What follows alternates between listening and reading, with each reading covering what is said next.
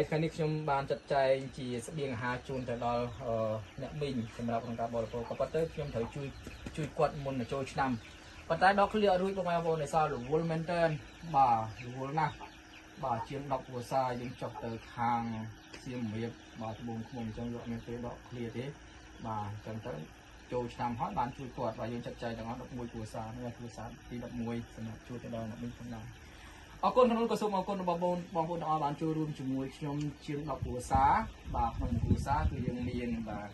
បងប្អូនបានមើលឃើញហើយនឹងថវិកានេះគឺ50000ផងដែរបាទក្នុងក៏សូមអរគុណដល់ក្រុមបងសេវាសុឆលបងលឿនសវងបងប្រុសបលូឈិញអ្នកមីងបាទកោហុងបងលីទីណាបាទម្ចាស់ហាងមួយ beauty salon បាទបងបាទបងប្រុសបាទតាំងហុងប្អូនទាំងភរិយានិងម្ដាយបាទគឺជាបងប្រុសរបស់ខ្ញុំផ្ទាល់ក៏បានចូលរួមអរគុណបងស្រីអូនសុកអរគុណទៅដល់បងធេរីបងស៊ូម៉ាលីបាទគឺបងអ៊ំយឿនបាទតែមានអ៊ំយឿនសំទោសហើយក៏ដូចជាអរគុណដល់បងបាទប្រុស Christopher រាជអរគុណដល់បងសវងទឹកអរគុណដល់បងស្រីបាទតារារតច័ន្ទ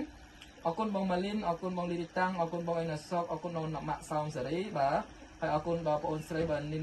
នលីមអរគុណបងភឺយីមនិងបងរតអូនអរគុណអ្នកនាងម៉ាសៃណាអរគុណបងសុងមិញហងនិងអរគុណបងស្រីមុំបាទយើងចាត់ចែងទាំងអស់គ្នា11គ្រួសារនេះគឺគ្រួសារចុងក្រោយបាទហើយយើងមានថវិកាជូនទៅដល់អ្នកមីងផងដែរអ្នកមីងនេះថវិកាគឺក្មួយជូនណាហើយច្រើនគូអរគុណបាទចាំមានអីជូនពរដល់បងប្អូនកូនក្មួយខ្លះទេអត់នឹងឃើញគូបាទចង់ជួបមកឲ្យដល់អ្នកមីងបាទជូនពរបាទបងប្អូនទាំងអស់បាទម្ចាស់ទានទាំងអស់ដែលបានចូលរួមជាមួយខ្ញុំនេះហើយទទួលទានមានបានជួយសូមឲ្យព្រះអង្គ